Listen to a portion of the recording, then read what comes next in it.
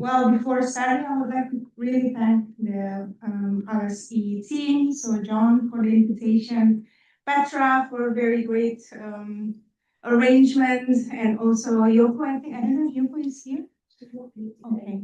I'll be in the phonetic tomorrow. Please send my greetings to her as well. And of course, thank you everyone for joining me today in person, but also online if you're following via Zoom. So when we talk about climate change, so let's start with climate change as an entry point. We usually look up. We talk about atmosphere, the carbon, and also the changing weather pattern. But today, I'm going to ask you to focus on what is happening on the ground. So we'll try to look down now. Especially, we're going to look on what happened on the ground in the northern coast of Java in Indonesia. So I'm not going to talk about the whole country situation in Indonesia.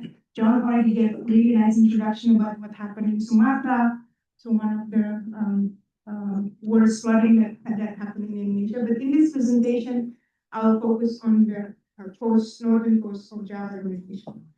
And the title of today's discussion is, as you can see in the slide, Beyond the Seawall, Navigating the Politics and Governance of Coastal Flooding in Java. But really, more than a title, it is a story of what happens when the land we stand on is no longer guaranteed. So take a look on the screen behind me. Just take a couple of seconds to look at it. I want to introduce you to a concept I call the window door. Especially that picture in the middle with the lady in front of the door, the official door. Imagine that it's the house that you grew up in, and now imagine that every few years, the street outside of your house floods. And to fix it, the local government comes in and paves a new layer of concrete over the street to raise it above the water. Problem solved, right? Or are you not confused?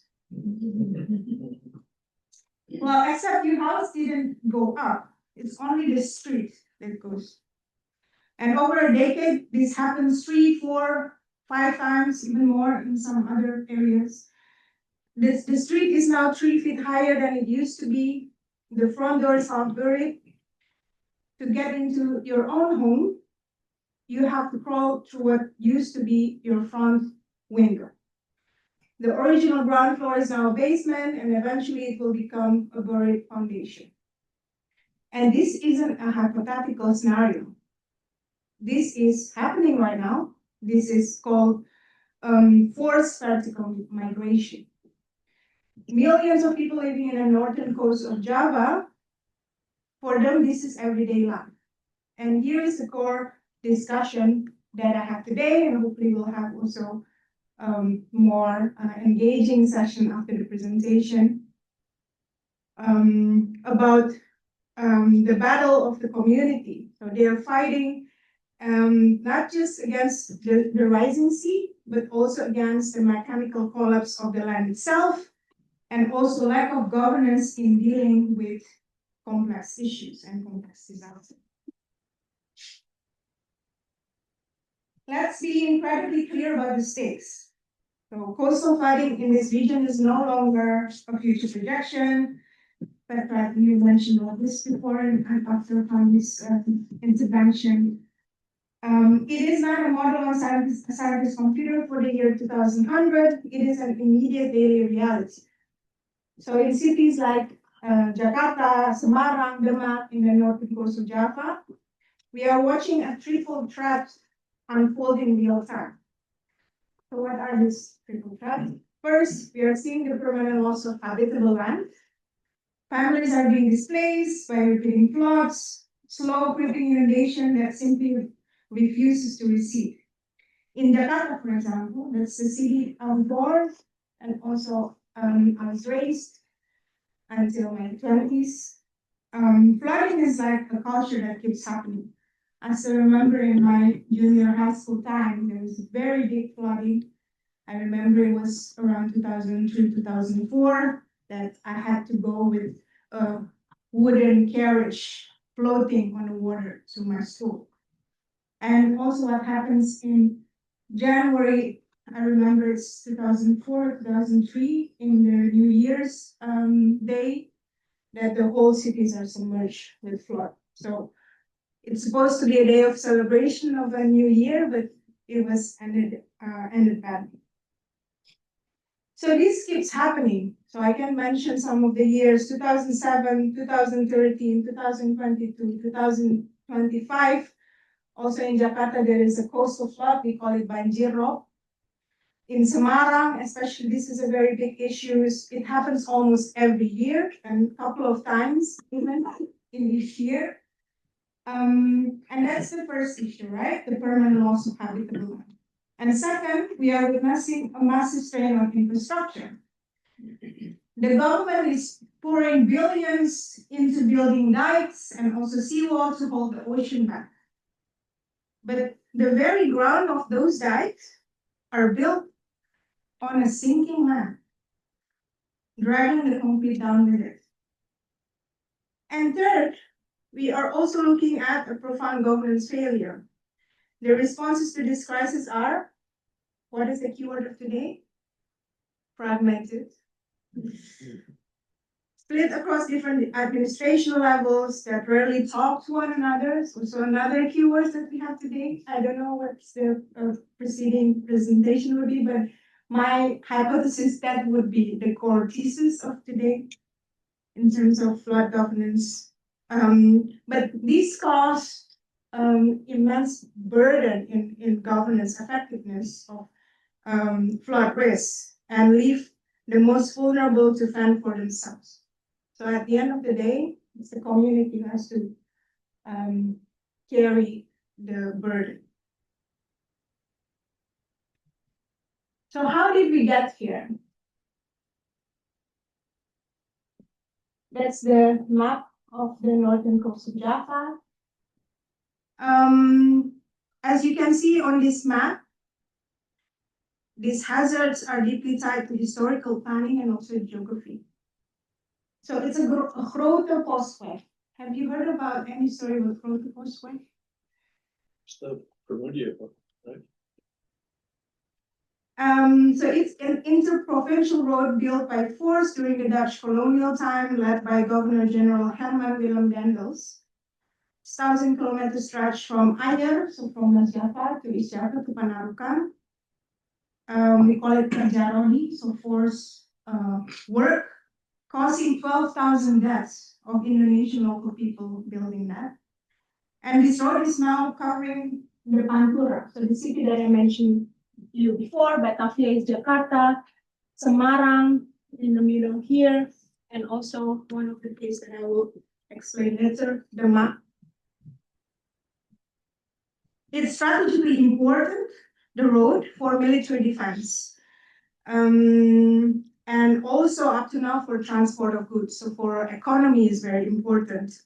I believe that this road is also, in terms of military defense, is to hold the British at that time. And sadly, always very important for economy, it also inheriting problems of development, especially. And as you can already guess, there's also, these are also the cause of flooding as well, because of the unsustainable development and inherited vision of how development should look like in the coastal areas. This is only one example, but other examples, I think there are also a lot of studies about the role of historical and colonial times in current flood risk. For example, the colonial era canals in Jakarta, the explosive post-colonial urbanization that leads to geographical vulnerabilities. They all combine to create a perfect storm. And we have built massive economic hubs on the squished, most vulnerable delta soils imaginable.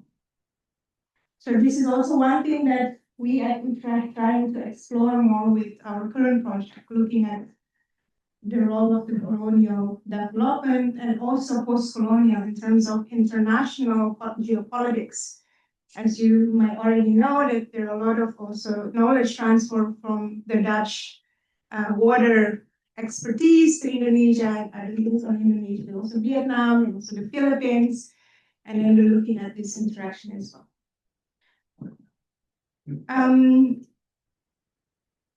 So what do we do when the water comes knocking? Well, if you're a politician or an engineer, you usually reach for the technocratic dream. That's how I make a nice language out of what you already explained there. It's a technocratic dream, what the politician likes to do. You build a wall. Have you seen this figure before? The Great Garuda Project, MCICD. No, my colleagues from UCL, nodding, Emma, and also Zara. So in Indonesia, the ultimate symbol of this is the National Capital Integrated Coastal Development Project, better known as the Great Garuda. So this is a multi-billion-dollar massive offshore seawall shaped like the mythical Garuda bird. So it also carries the pride of the country, which is the Garuda symbol. The promise is simple: build a giant barrier and secure the modern metropolis behind and also on top of it. Why are governments so deeply drawn to mega projects like this? Fami already mentioned it, so you actually make my life so much easier. Thank you for the order of this presentation. It comes down to three things. First, it's highly visible, right? If you're an elected official, a giant concrete wall is something you can point on and say, look, I'm protecting you. There's an evidence. But you cannot put a ribbon on a policy change. You can cut a ribbon on a seawall. Second is capital attraction. Mega engineering projects easily draw massive international financing, loans, and also foreign investment. And third, and also the most important reason, building a wall means no one has to change the behavior. The factories can keep operating, the developers can keep building glass towers. A wall preserves the status quo. Status update now is that this project is being halted because of a lack of funding security. But there is another development of the northern coast of Java and the technocratic dream, which I will save for later, right? The favorite part, you eat it later. We talk about the technocratic dream and all of these nice promises. However, technocratic dream has a fatal flaw. Seawall protects against external tides coming from the ocean, but it does absolutely nothing to stop the land beneath from deflating. Imagine you're standing in a bucket and you're pulling up the sides of the bucket to keep the ocean out, but the bottom of the bucket is dropping. What happens when it rains? This is the ball effect. As Jakarta sinks behind the seawall, it becomes a literal ball. When the monsoon rains come, or the rivers rush down from the mountains, that water hits the seawall and has nowhere to go. The city traps its own runoff. You now have to rely on massive, expensive pumps, running 24/7 just to pump the rainwater up and over the wall into the sea. And because the subsidence continues, you are locked into maintenance trap. You have to keep building the wall higher and higher forever. Furthermore, the wave energy that hits the giant wall doesn't just disappear. They got shifted, they got redirected to the unprotected coastlines of the neighboring villages. So it's the same process like what happened in the river deltas, but it's now happens laterally, stripping away their sand and destroying their natural habitats.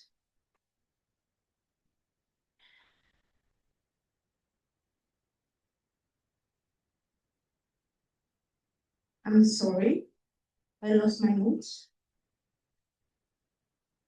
Yeah.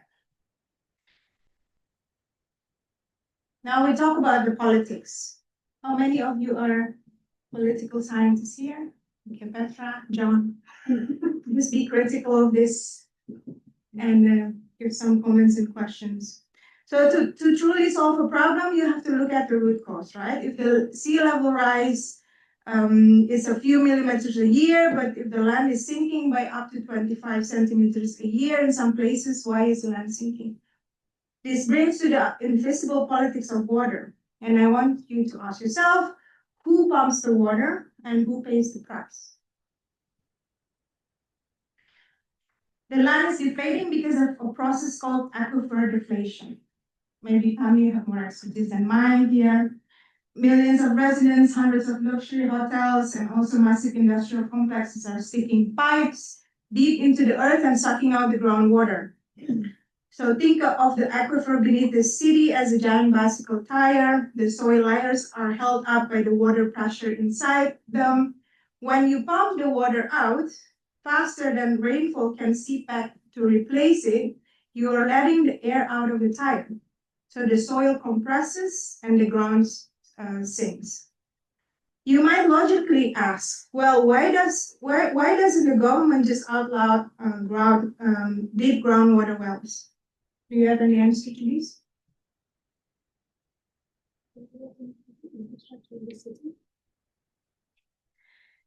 Yeah, it's a harsh reality check, right? So government cannot outlaw wells if it hasn't first built the pipe surface water.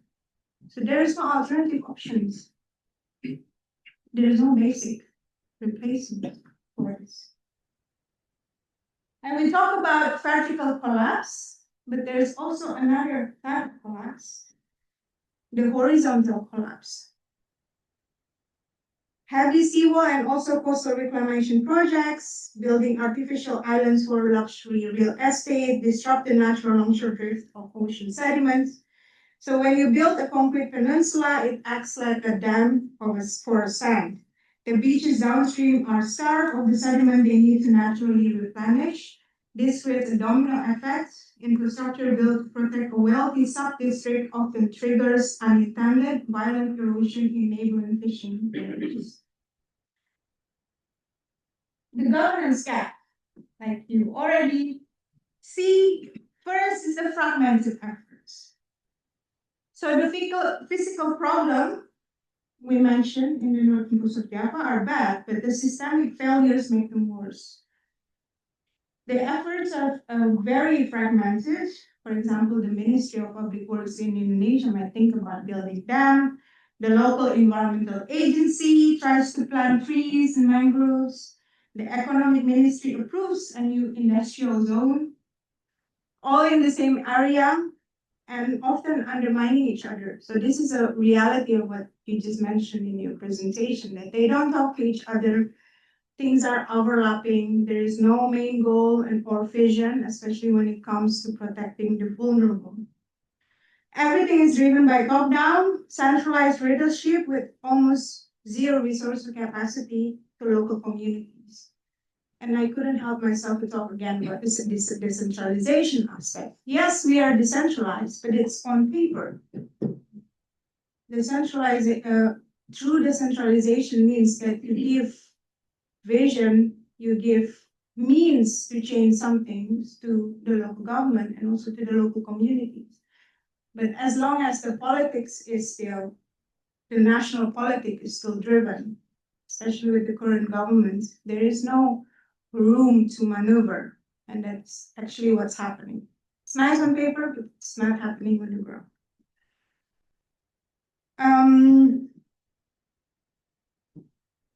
Yeah, so I'm very critical maybe about the wall thing, right? So maybe you might ask, like, what's the alternative, Annisa? Well, first of all, I'm not an expert, especially I don't have the technical expertise, but I do see community and talk to them about what's important for them.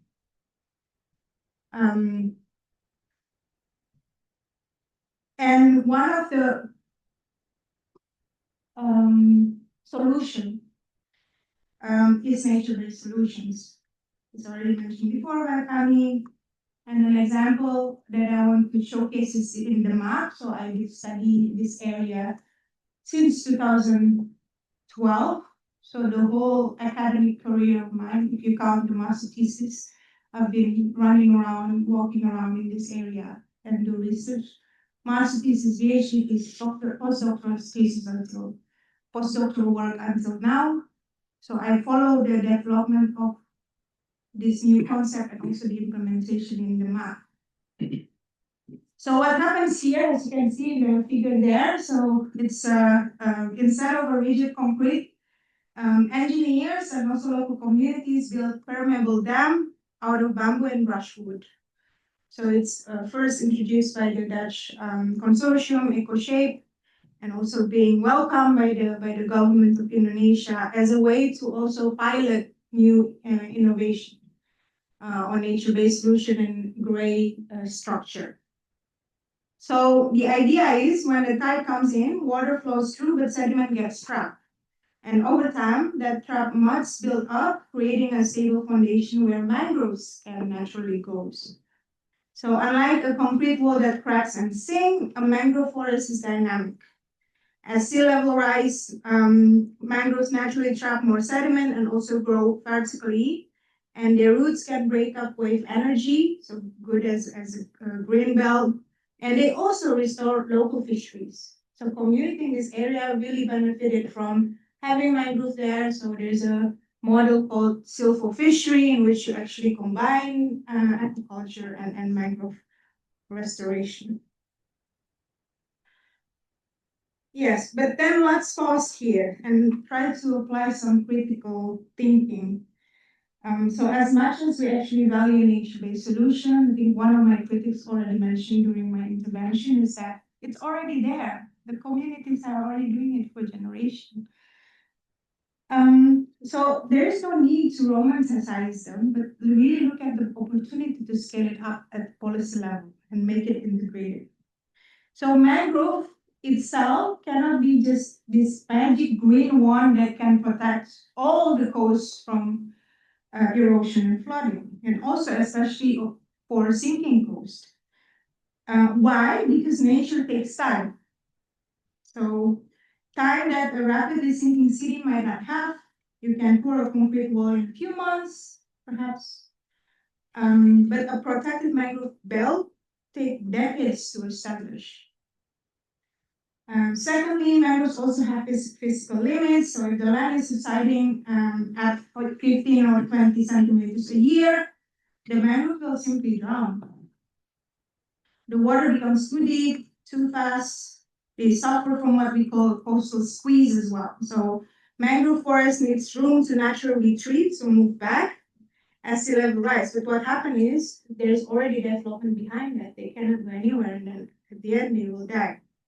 And frankly, let's just be honest about it. Nature-based solutions are sometimes, or maybe even most of the times, are hijacked for greenwashing. So it's not really about nature, it's about capitalism and investment. Politicians might plant a few thousand mangrove saplings for a great photo op, for example, calling it a climate adaptation, while at the same time they might actively permitting massive industrial groundwater pumping in the area.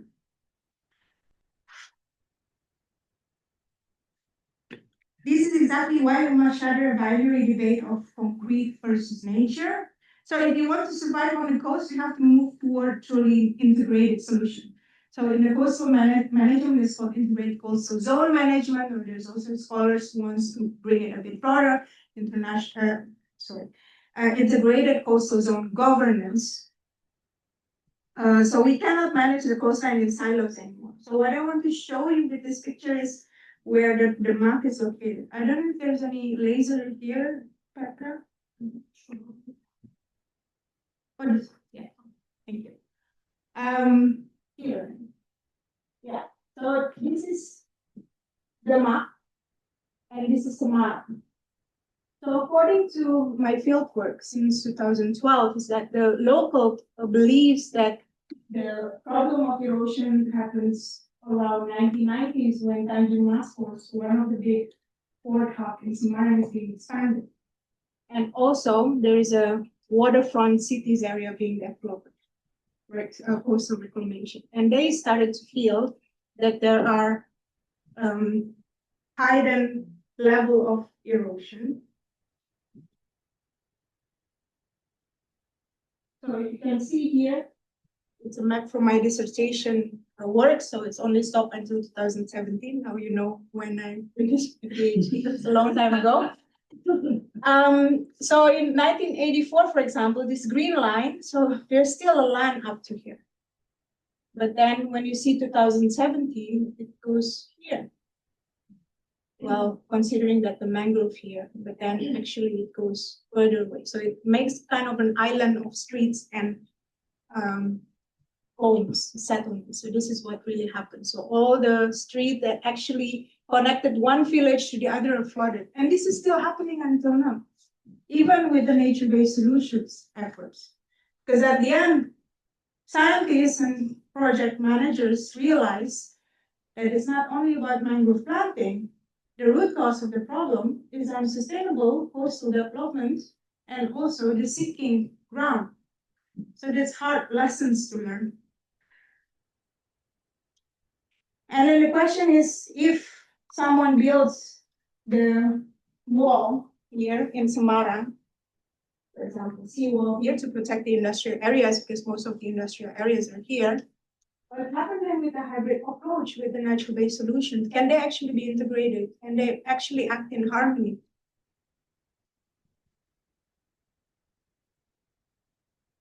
Okay.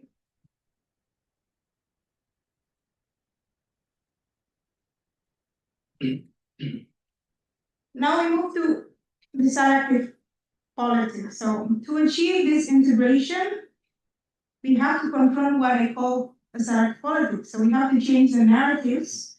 We used to talk about flooding, about sea level rise, about sinking cities.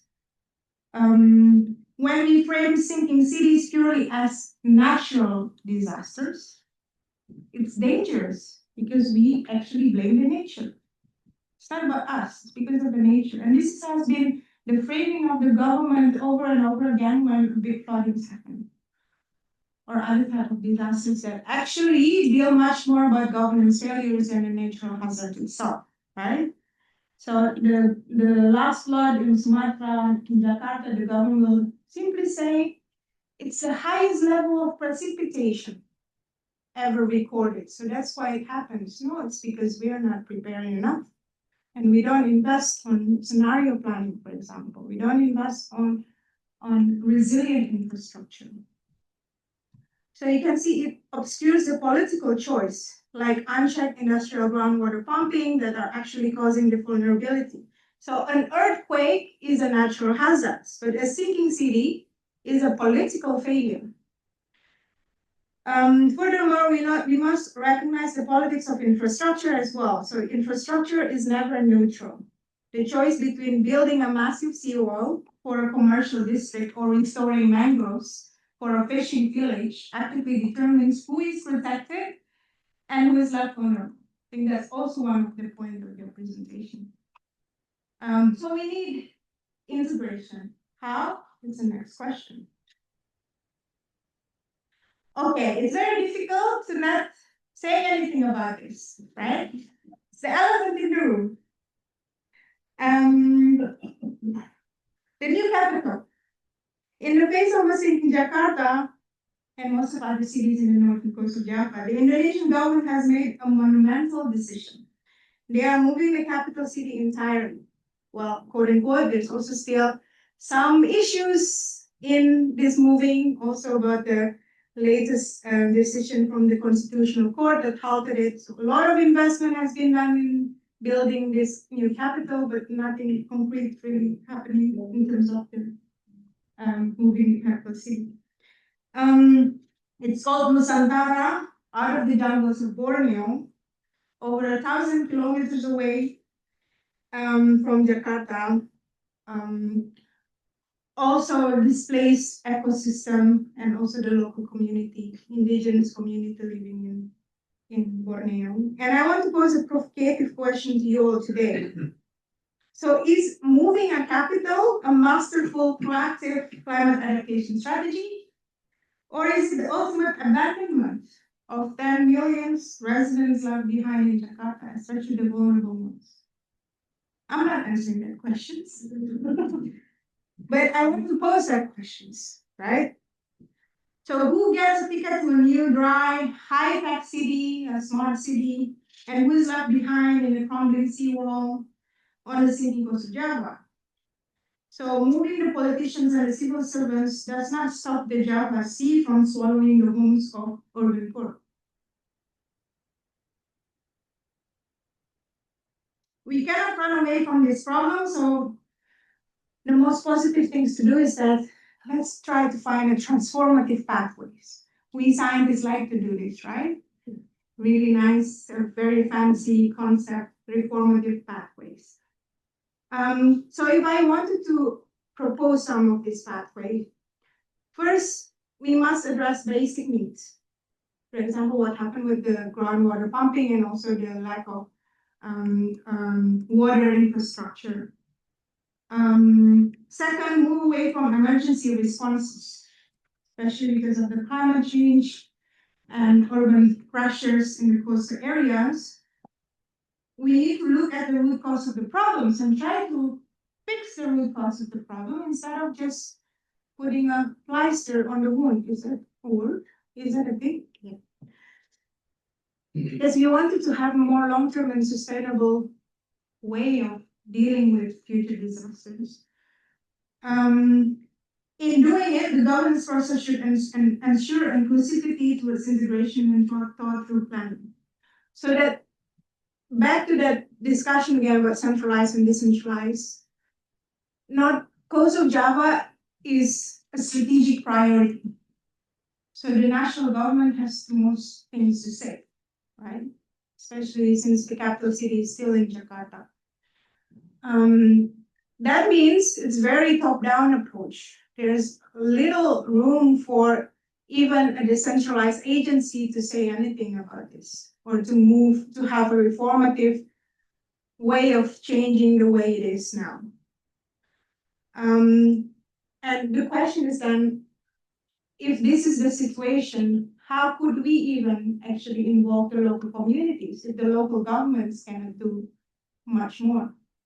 So there's a different layers of complexity here. First, you want people who has power, you have resources, and you have knowledge to actually have a say, especially in the flood-prone areas. And then you want to involve local communities as well in the decision-making process.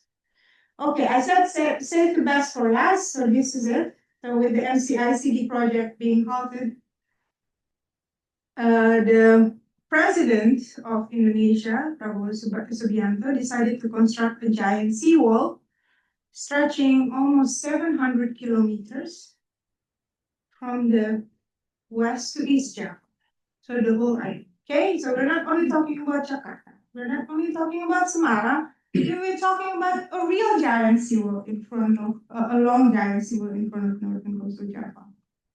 There's a special task force team, technical team working on this, so I really hope that there is really ecological expertise, social ecological historians, which I doubt there is. Perhaps it's full of engineers, I don't know.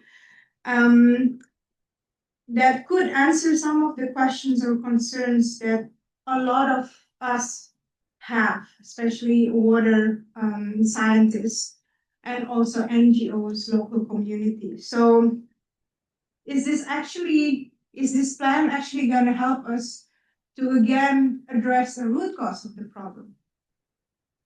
I just checked Google just before this to check like if there's any new news about this, and 10 hours ago they said that this giant seawall will stop flooding. So they really believe that this is an ultimate solution. But is the flooding the ultimate cause? No, there are other causes, systemic causes that cause flooding, right? And then what happens if we place this giant seawall in front of the northern coast of Java? What will happen to the fisheries community who maybe don't have access to their livelihood anymore?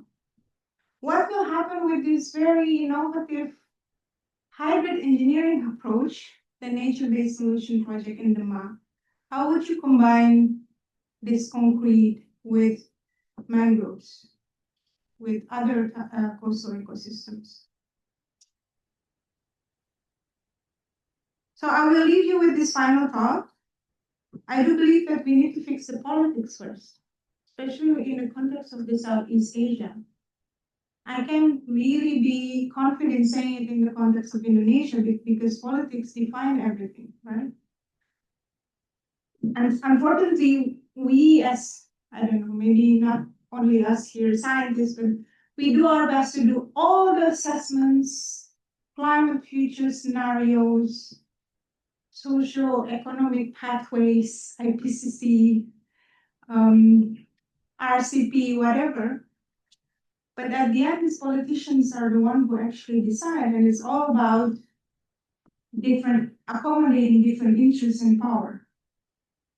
So I would be very happy to see more political scientists involved in the IPCC work, for example, or in the development of science evidence-based planning in Southeast Asia, which actually never happened because social science is not very much appreciated as much as in other countries there. Because it's all about economic development, all about building infrastructure, which is fair enough, right? You have to have that to be developed.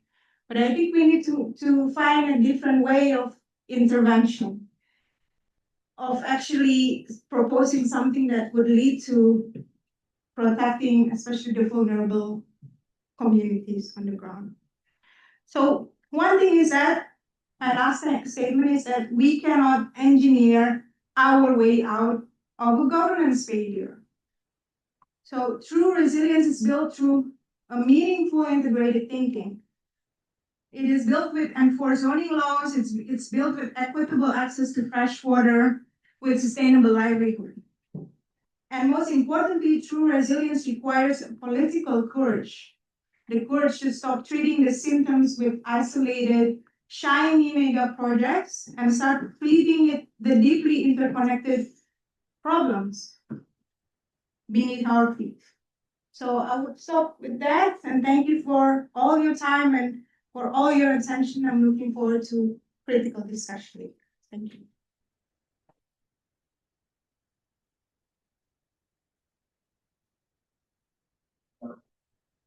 The questions?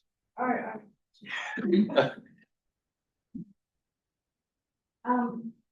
Actually, I have to thank you very much for your presentation that try to talk about the serious thing to be much more fun things to listen. Actually, if you know, if you don't know, it's okay. I am a scientist, not a social scientist, and I am a little bit worrying about your big things that will already happen in Indonesia. The seawall is already done, right? Yeah.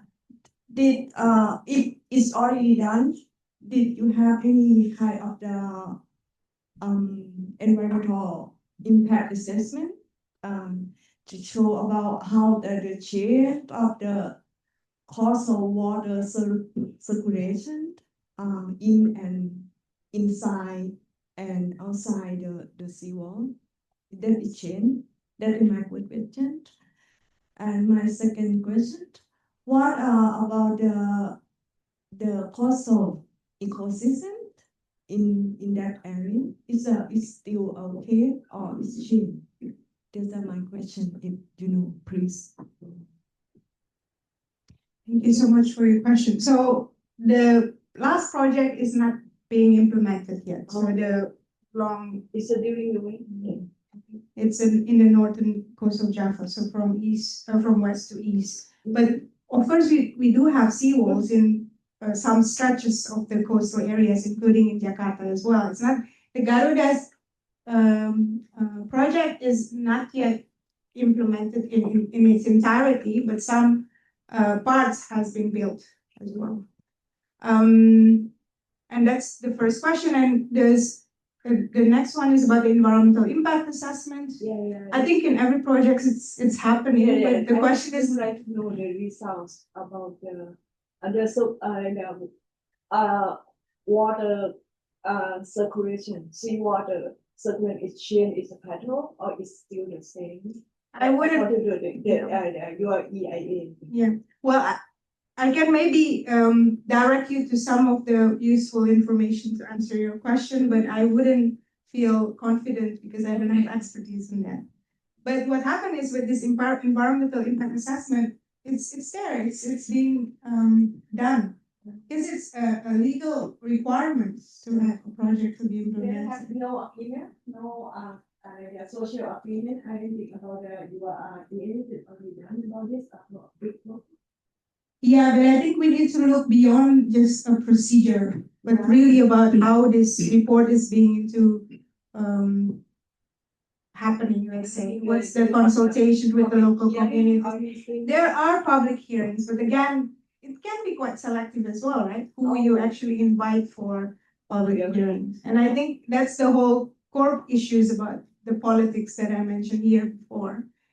And to answer that question is that we need a very strong political leader who actually understand the importance of um, uh, uh, uh, meaningful scientific assessments and also how to engage local communities and then being smart with the political tension that they have surrounding them. Because when we talk about big projects, maybe you think like, oh, this is really bad for the environment, it's bad for the local people. But I could also imagine for, especially national leader, there are other type of battle that they have to win, also with economic investment, foreign geopolitics, etc. So yeah, I don't think I have a straightforward answer to that. So it's the procedures are there, but in reality, these are failing. So if we just look into the results, even with the procedure, they don't protect. They actually shift the risk to even other vulnerable communities. Actually, my question is related to the the localized fires that happen in Thailand. If you change the natural system, that means you change the living of the local people over there. When we build some infrastructure into the sea or into the coastal zone, that means you may destroy some the human activity along the coastal zone. That's my real question. That local fishermen, local people, something. No, there is public hearing, but then I think the results actually we cannot expect that it fully reflect, especially the concern of the whole community. So it doesn't represent the community in a meaningful way, mostly. Yeah, because of course we were dealing with different interests here. Yeah, even from one village to the other, even with a very local politics. So it's a very complex issue. But they're there, but they just don't deliver, I think. And for the ecosystem, in the northern coast of Java is very urbanized. So there's a lot of a lot of buildings, a lot of settlements. Demak is one of the areas that are still having mangroves, especially with this nature-based solutions effort. It does recover some of the ecosystems there with this silvopfishery method with aquaculture and mangroves, and also other areas in the eastern part of Java as well. But then, the next question is what happened with this plan of the mega project? Like, do they consider all of these different types of ecosystems? Can they actually also consider the local livelihoods, especially the fishermen?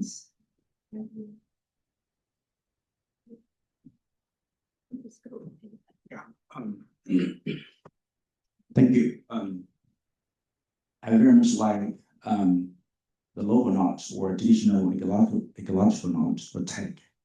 In your situation, your studies, we think that, because of the climate change, because of the combining impacts of climate change, as well as other development dynamics, that somehow transforms the relationship between human and the environment in some way, right?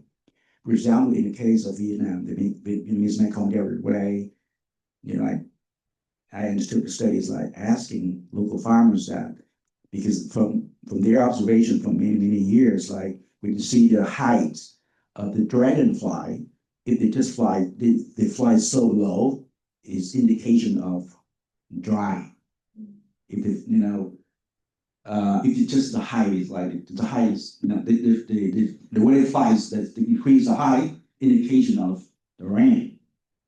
Okay, so and believe that is almost not most of the time, but I think it's often correct. This kind of pattern is not correct anymore. Disappeared. So in this case, like, would you think that the erosion of traditional ecological knowledge, would you think that is the case? Does that happen in your studies? In relation to the changes of the environment or the change of impacts of climate change on others. That is, I just wondering about what's your observation about erosion of tech in this case?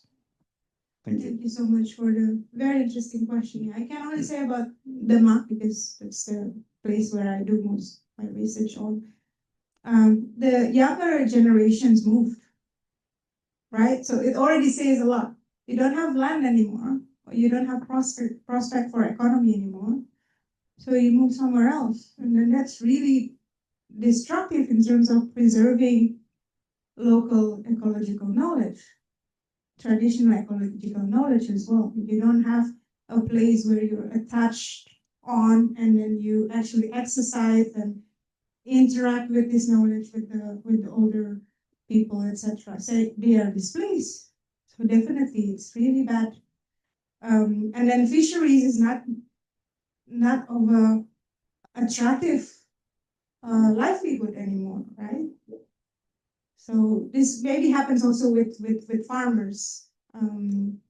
Young farmers difficult to find nowadays. I'm not sure in your area, but they decided to move to industries because they basically no economic future in that livelihood. Yeah, that's my short answer.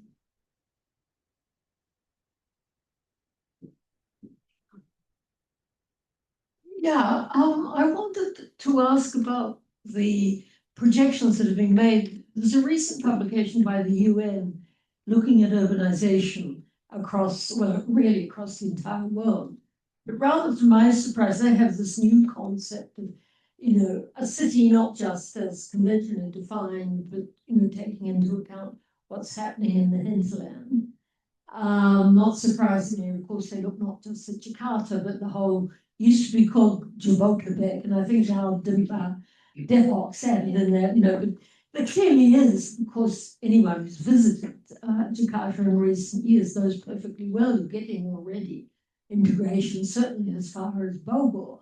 And some people are saying, well, with the new high-speed line, you'll have Bandung as well integrated into this huge conurbation, essentially, in the northwest corner of Java. And that's going to happen, I think. As you say, young people in particular are just moving because that's where the educational opportunities are. Of course, it's where the jobs are going to be. And this is what I think is so crazy about the whole Ibu Kota Negara program. Who's going to go and live in the middle of a jungle in Kalimantan? No, the answer is nobody. And what worries me is it could have a damaging impact on the quality of the civil service. We've apparently polls show about 80% of Pegawai Negeri who are currently in Jakarta don't want to move for perfectly obvious reasons. Why should they? Many may just go, particularly if they have portable skills, they'll go and get other jobs. And I think this could have a very damaging impact on the quality of the civil service. And I've yet to see anybody come up with any convincing explanation as to who's going to move on a voluntary basis to Kalimantan, but I suspect very, very few. But anyway, even putting all that aside, I think it's clear, according to the UN projections, by 2050, there'll be about 40 million people in this greater Jakarta area as they define it. If you add in Bandung and some of the other cities along the north coast, as far as Cirebon, you will have even more. And as I think this is going to happen anywhere, because this is where the educational facilities and the jobs have been created. You're going to have equally rapid growth, as the UN is right, in Greater Bangkok, in Manila. We look at their predictions in 2050 of the 20 largest conurbations in the world, and there are, I think, 4 in Southeast Asia. The other one was apart from Jakarta, which is currently #1 and might be #2 in 2050. There will be Manila, Bangkok, and I think Ho Chi Minh City from memory. But anyway, you can download this report easy enough. It's all on the website, and have already been several articles in The Economist and Financial Times and so on. And I imagine Indonesians now, planners, starting to worry about the consequences. If we're already mining the groundwater, and we're going to have 40 million people living in this vast conurbation by 2050, how are we going to provide them even with the basics? It's going to have to be massive investment in transport. I mean, there is a sort of train link as far as Bogor, but anybody who's caught it in the morning knows it's absolutely packed and really quite unpleasant. And there'll have to be more investment both in underground and overground railways, as there has been obviously in cities like London and Paris over the last 50 years. And that investment's expensive, as we know, but there's no alternative. But I just wonder, who's really thinking about this in Indonesia? I mean, you've got the president who seems to be living on another planet in terms of what he wants. He's still more or less supporting the Ibu Kota Negara. Some people think he's actually gone cool on the whole idea. Others say no, he's still pushing it. He's got, as you quite rightly say, the great seawall vision, which again, if it ever eventuates, will be extremely expensive. Should it not be more sensible to, as it were, go with the flow and invest more in infrastructure in the Greater Jakarta region? And as I say, I'd be interested in knowing who's really thinking about these issues. I don't have answer to that. Well, I'm definitely in a personal level come with a lot of these questions myself as well. But I think we started to see also on the positive side that a lot of NGOs and local community organizations being more critical about it and being more open about it. I don't know if you, well, in terms of development and unsustainable development, mining issues, etc. in Indonesia. I don't know if you've heard about the latest new movie, Pesta Babi. Yeah, I think it's really a great wake-up call. It suddenly becomes a big hit, especially the younger generation of Indonesia started to realize that, folks, this is an issue. It becomes a Gen Z thing, which I think very good to actually awaken this sense of the need of thinking about sustainability, the way to think about not only us in Java or in capital city, but also our friends and family in Papua. That are moving to these huge conurbations, not just in Indonesia. Again, this is an Asia-wide, indeed, now increasingly in Africa as well. This is where the urbanization, the rapid urbanization, is taking place, not in places like London or Paris. Definitely. Or the big cities in Europe or even America. Yeah. If anything, that's shrinking. In a very complex issues like this, I see this as a small win.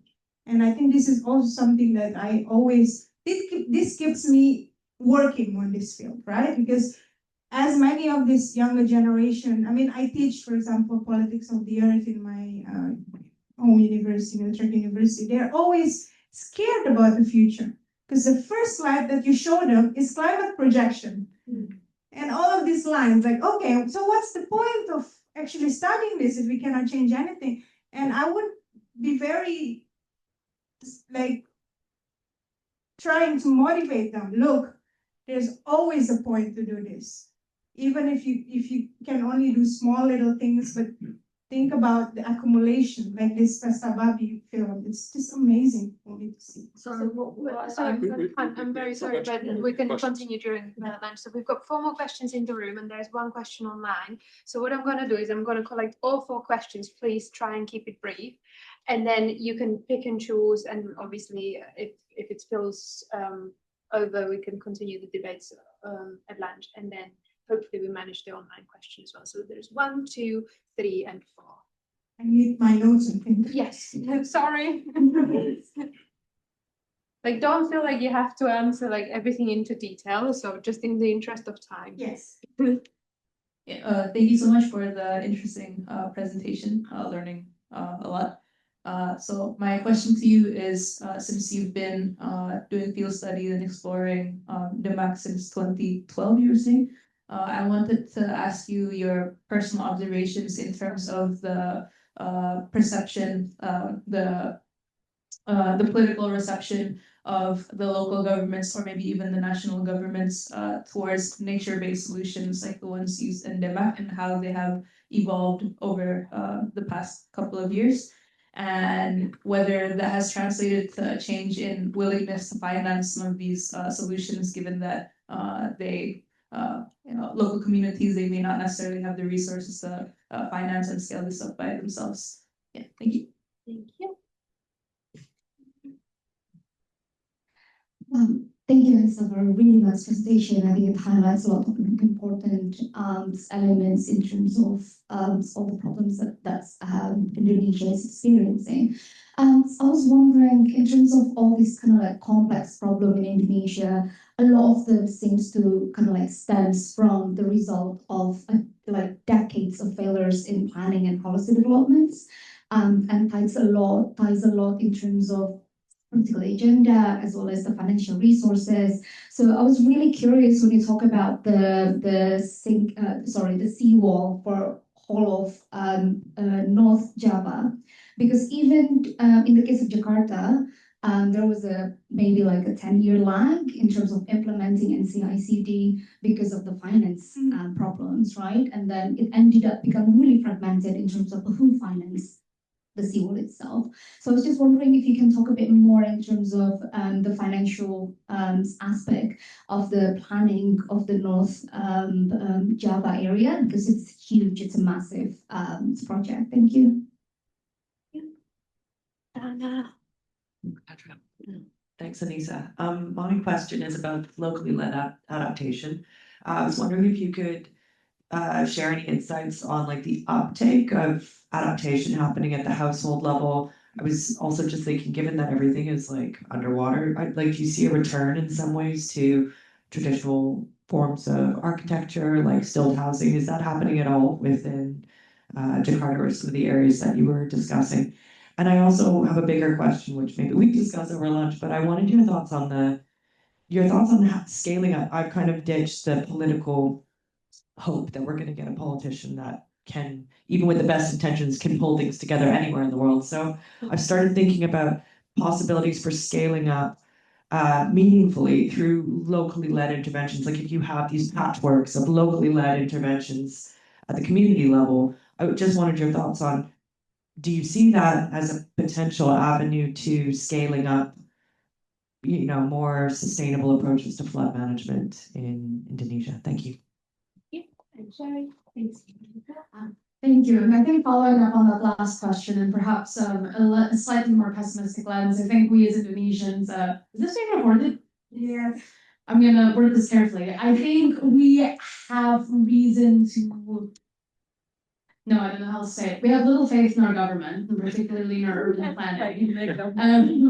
And so I was wondering, I think it's unlikely, as Jakarta remains the main economic center of Indonesia, it's unlikely that the politicians will be changing how we structure our cities. Do you think there's any strategic value in shifting to a more sort of adaptation lens in how we deal with climate change, with flooding, and trying to integrate that on a wider scale? Or do you think that's simply giving in to sort of climate pessimism? Thank you. There's a lot of questions to answer. How many minutes I have actually? Oh, I mean, if you want, I can throw that. You just throw that, yeah, it's fine. Sorry, I'll just bring it up here on the screen as well.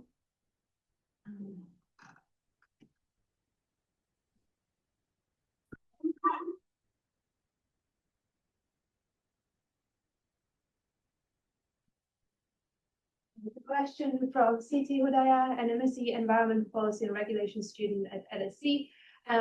Question is, what institution would make NBS fiscally eligible to the state and technical workers regions beyond donor pilots? Given that damage accumulates faster than NBS matures and great infrastructure offers instant protection. Thank you. Thank you. These are very challenging questions, especially the questions on finance, because I have to be honest, I don't have any like depth expertise in finance, but I can actually answer it from the angle of international organizations and their role in actually promoting nature-based solutions, and especially for these questions. So the first question I noted is the perception of the nature-based solutions, right? And you also hinted on the finance aspect as well. Yeah, like I said, especially in the map, it comes with a great promise because it's a kind of innovative experimental project from the Netherlands. A lot of the Dutch expertise came in, so with the EcoShape consortium. So I think it, well, if I can break it down from 2012 until 2019, the appetite is very big because it shows a different way of thinking, and also the government really look at it as an opportunity, not only about the ecological and social preservation and protection against flood, but also in terms of geopolitics as well. So there are a lot of appetite, but of course the funding itself mostly reliant on donor projects, and also some of the pockets of money comes from the when it actually aligned with the local government priorities. For example, planting mangroves, the local office of environment, for example, can chip in. So there is a lot of opportunities actually to do a matchmaking in terms of funding comes from abroad, especially when it comes to experimentation, but also funding that comes from the local government or even provincial government. And I also know that there are a lot of kind of like open call for proposal for the mangrove groups, actually to think about different ways of supporting this initiative, and then can ask for small budgets to actually run this their organization, and also to support, do some workshop or mangrove planting themselves. And the companies with the CSR projects, they're also very interested to join in. So it's okay, I think, until 2019. What I like about this project is really like, okay, there's a different way to do this rather than just focusing on coastal infrastructure, like hard infrastructure. But then, of course, like always about politics, right? You can suddenly change course and routes when you have someone who say, I don't like it. It's not good for economy. I mean, just do something else. And then I think it happens then when there is a new government coming, and with this idea of having a more technocratic approach. I think also on the fair side from the community, many of them also cannot just trust on the green infrastructure, right? I think that relates to what Siti Hudaya said. They want something very concrete, they want to feel safe, and it goes back again to your point about it's not there forever. There's a lot of risk to it as well. So then the appetite a bit goes down, or maybe kind of like convoluted, I don't know. It's also the same case with Nusantara, for example, from the government of Jokowi to Prabowo, etc. Yeah, that's maybe the only thing I can say now, but maybe we can discuss later on. Yeah, Zari mentioned about decades of planning failure, also on the financial aspects of it. To be honest, I don't think I can answer this question. I would like to invite to have maybe more conversation about this later on. And I think it's really good question because again, like we are depending on foreign investments, right? And then there are a lot of actors surrounding these projects: the Dutch, the Chinese, the Japanese, development agencies, etc. And they all have their own interests and then their own agenda. But I think what will make it sustainable is that the country, the government of Indonesia needs to be very clear with what they want, and to be fully in control of this interaction with the foreign finding. But then the intention has to also be serving the community. I think that's also another challenge, I think. Let me see.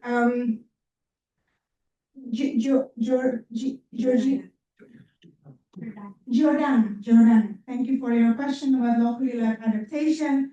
What I can say also about the case of Demak is that they have mangrove groups also really being actively awakened by this building with nature project also. That's also the positive things about it. And then we have also called Kelompok Kerja Mangrove. So it's, I don't know how to translate it. Working group. Well, yeah, working groups that will work in the local, regional, national level. And I do feel like it's a really great avenue if it can be effectively voicing or upscaling. But I think this is also a question like what the discussion we had before about having different agencies, like a river deltas, like dedicated agency only for the water basins, for example. Question is they're there, but they're zombies, right? I mean, you just have these institutions with really great visions, but it cannot really switch the click somehow. And I think we need to be very critical about, do we actually need more?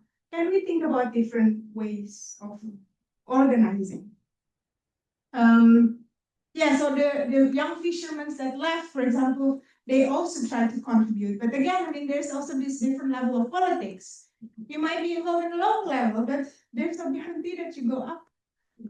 And then you can change everything. But everything is really regulated also at the national level. And when I talk about national, it's not only one agency, it's many. So again, fragmented. So if you're working on this working paper, maybe that could be the title. I don't know. Yeah, and this question from Siti Budaya, what institutional design would make NBS fiscally legible? Yeah, again, I don't think I can answer anything because of my expertise, and hopefully my previous answers can help answering some of the elements of your question. I'm sorry, Siti, but let's catch up. I don't know, you can add me on LinkedIn and then we can have a chat. Thank you. Many thanks for a super interesting talk.